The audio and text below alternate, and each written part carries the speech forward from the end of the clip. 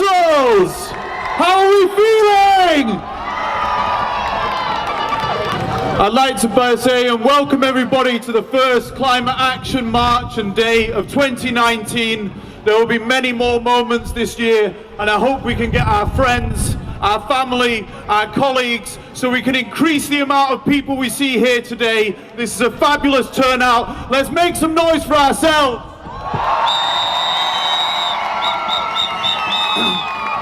I want to start by celebrating the 35,000 young students who took action this week. Come on! To march through Brussels to say that we need climate action now. Your actions have never been so important, and they have never been so necessary, and every day that urgency grows, and with it the importance of your actions. The youth of Belgium have said that we must seize the opportunities of today to build the world we want tomorrow. I want everybody to look to the person to your left, and now to the person to your right. These are the faces of change. You are the faces of change. And that change has never been more needed. The European Commission released a report last week that said subsidies for fossil fuels, for coal, for oil, for gas are still at the same levels as they were in 2008. Tell me, what sort of world do we live in where 3 years after the Paris Agreement, our government leaders are still subsidizing a fossil fuel system and delaying the transition to a 100% renewable energy system for us in Europe?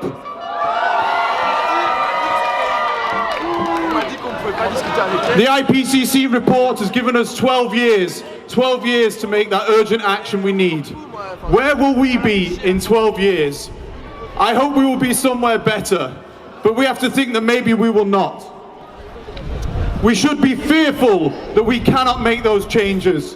We should fear a world dictated by runaway climate change. We should fear a world where we leave this as a legacy for our children. But that fear should not guide us.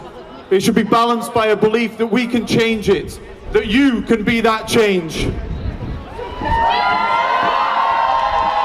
But this requires political power, and we are seated at the European Parliament. But where are our politicians? Europe is at a crossroads. The future of Europe is desperately unclear at this moment.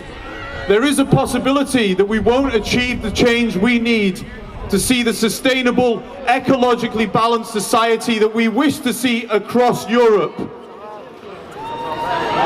But listen, my friends, comrades, colleagues, the fear of losing that future must be balanced and fuel for the hope that we can save it. As you may have noticed, I'm English, and we're obviously experiencing Brexit at the moment, which is a travesty for me being here in Brussels. But we must use Brexit as a lesson. We must use it as a lesson for the short-sightedness of politics. We must use it as a lesson for what happens when you forget the strength in unity and the collective power we have as a united Europe.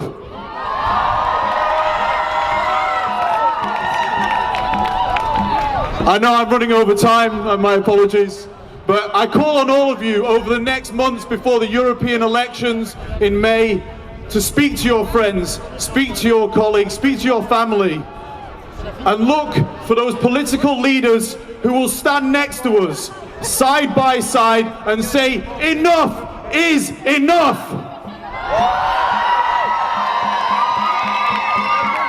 Today we rise for the climate, we say we want change, we want action, and we want a sustainable Europe for everybody. Thank you.